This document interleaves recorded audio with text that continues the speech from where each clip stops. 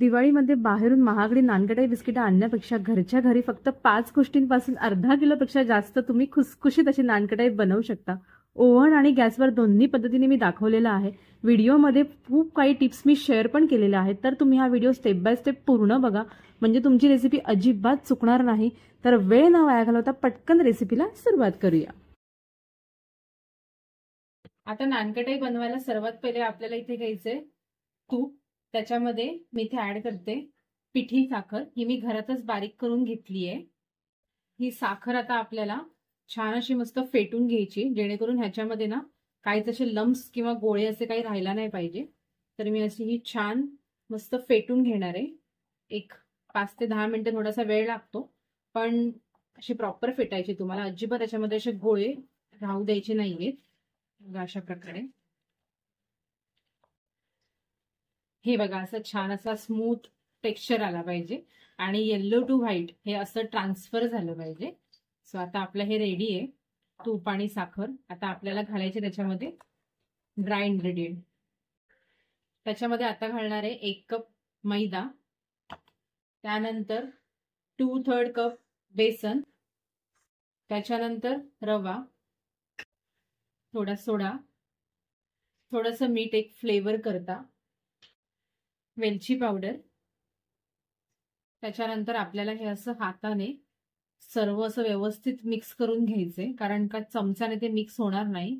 तर प्रॉपर याचा असा एक डो करून घ्यायचा आहे आणि ह्याच्यामध्ये दूध पाणी वगैरे काहीही टाकायचं नाहीये।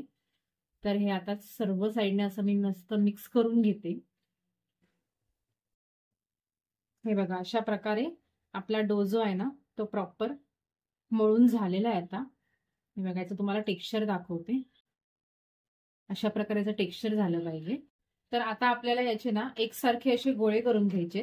तर तुम्ही एकतर असं स्पूनने स्कूप करून असं सेम मेजरमेंट घेऊ शकता, अदरवाइज तुम्ही या मेजरिंग स्केलवरती सुद्धा एक एक गोळा मोजून घेऊ शकता। तर आता मी सर्व असे समान गोळे करून घेते याचे। आता हे सर्व गोळे मी एकसारखे करून घेतलेले। आता आपल्याला काय करायचंय, हे बघा, हे सर्व गोळ्यांना असं मस्त छान शेप देऊन घ्यायचे। पहिले तर हे असं बाइंड करून घ्यायचे, त्याच्यानंतर एकदम असं हलक्या हाताने, हे बघा, हे असं एकदम हलक्या हाताने आपल्याला हे छान असा मस्त याचा गोल करून घ्यायचा राऊंड, आणि त्याला असं हलकंसं असं प्रेस करायचंय।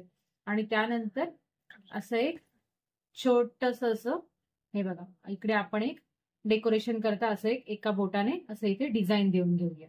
हे बघा, हे बघा, आता सर्व नानकटाई ज्या आहेत ना त्या मी मस्त राऊंड करून घेतलेल्या आहे, त्याला मस्त छान असा शेप करून घेतलेला आहे।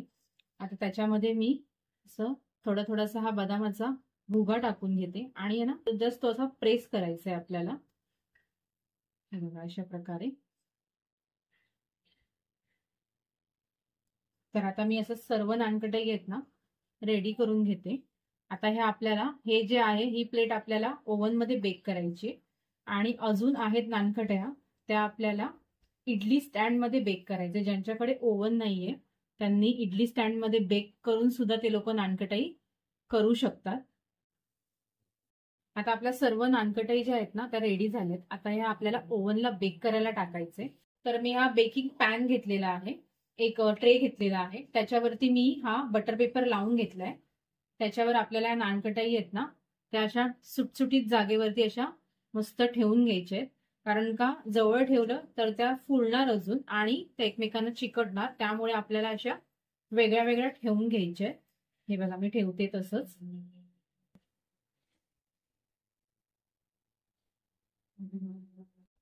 तर आता ह्या आपल्या नानकटाया ज्या आहेत त्या रेडी झालेल्या आहेत। आता मी याला 170 डिग्री सेल्सिअसला 10 ते 13 मिनिटं बेक करून घेते। आता आपल्याला कढईमध्ये बेक करायचे, त्याकरता इथे मी एक कढई घेतली, यामध्ये मी मीठ टाकून घेतलेलं आहे आणि हाय फ्लेम वरती याला प्रीहीट करून घेतलेलं होतं। ह्याच्यामध्ये आता मी इडली पात्रामध्ये तूप लावून घेतलंय खाली, आणि त्याच्यावरती आपल्या नानकटाई आहेत ना त्या ठेवून घेतलेल्या आहेत।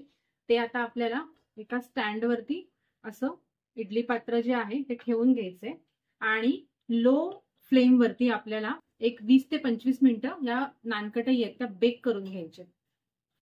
हे बघा, आपल्या ओव्हन मधल्या नानकटाई आहेत त्या मस्त रेडी झाल्यात, गरम आहेत अजून, त्याला थंड झाल्यावरती आपण एक एक प्लेटमध्ये काढून घेणार आहोत. केवढा छान असा मस्त कलर आलेला आहे ह्याला पण. आता मी ह्याला पण काढून घेते एका प्लेटमध्ये. या नानकटाई एवढ्या खुसखुशीत होतात की तुम्हाला ही रेसिपी बनवल्यावरच कळेल. तर तुम्ही ही रेसिपी नक्की घरी बनवून बघा आणि मला कॉमेंट करून सांगायला अजिबात विसरू नका. त्याचबरोबर जर तुम्हाला ही रेसिपी आवडली असेल तर प्लीज व्हिडिओला एक लाईक, शेअर आणि सबस्क्राईब करा.